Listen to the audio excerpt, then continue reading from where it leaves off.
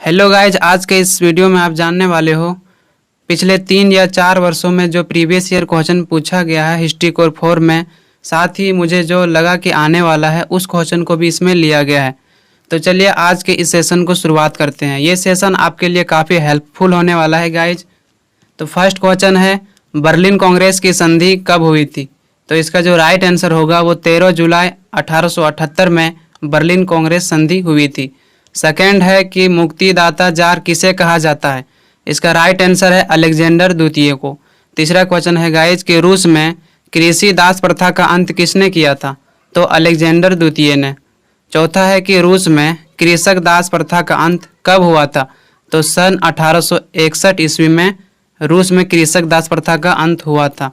पांचवा क्वेश्चन है गाइज कि सैन स्टीफेनो की संधि कब हुई थी? तो इसका जो है राइट आंसर है 3 मार्च 1878 में सैन स्टीफेनो की संधि हुई थी। सिक्स क्वेश्चन है गाइज कि यूरोप का मरीज किसे कहा जाता है?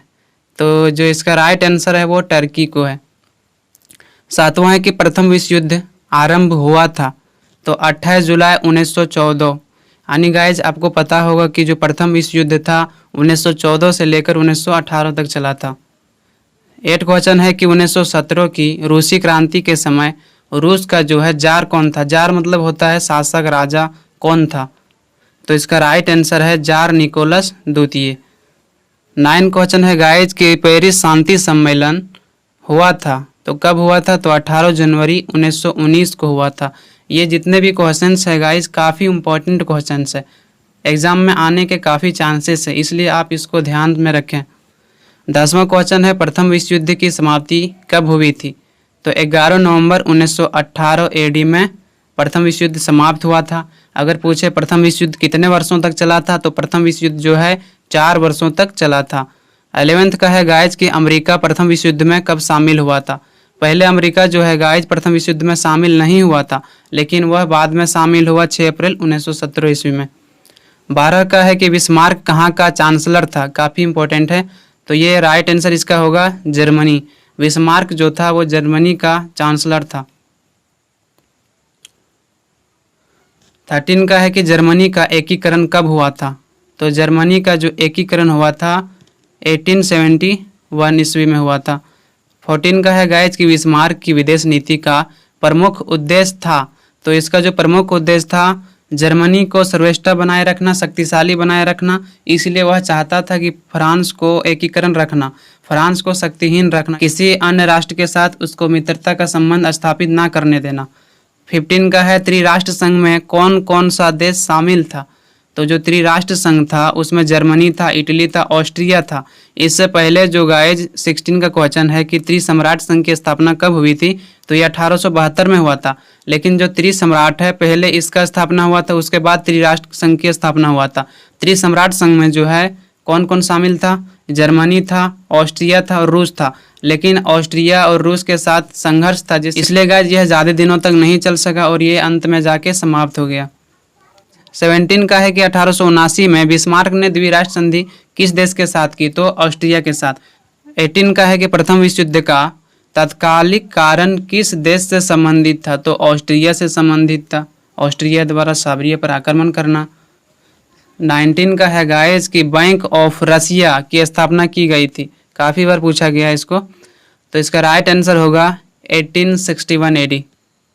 20 का है कि क्रांति के समय रूस की राजधानी थी, तो इसका राइट आंसर होगा गाइज पेट्रोग्राड। 21 का है कि मेरा संघर्ष पुस्तक का रचयिता कौन है? काफ़ी फेमस है, कौन है? हिटलर। तो इसका जो राइट आंसर होगा गाइज वो है अडोल्फ हिटलर, जो काफ़ी फेमस है, हर किसी को पता है इसके बारे में। 22 का है कि रोम, बर्लिन, टोक्यो धुरी की स्थापना हुई थी, तो इसका राइट आंसर होगा 1936 एडी में। 23 का है गाइज कि पर्ल हार्बर पर किसने आक्रमण किया था? तो जैसे कि आपको पता है जो पर्ल हार्बर है वो अमेरिका का नौसेना अड्डा था, वहाँ पर किसने आक्रमण किया था? तो जापान ने किया था।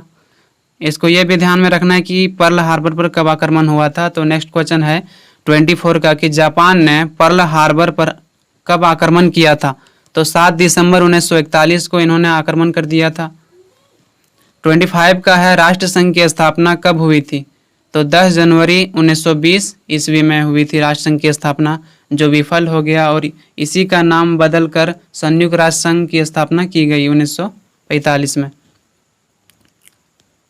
उसके बाद है गाइज 26 का, राष्ट्र संघ के संस्थापक कौन थे? तो इसका राइट आंसर है वुडरो विल्सन। वुडरो विल्सन जो थे राष्ट्र संघ की स्थापना किया था।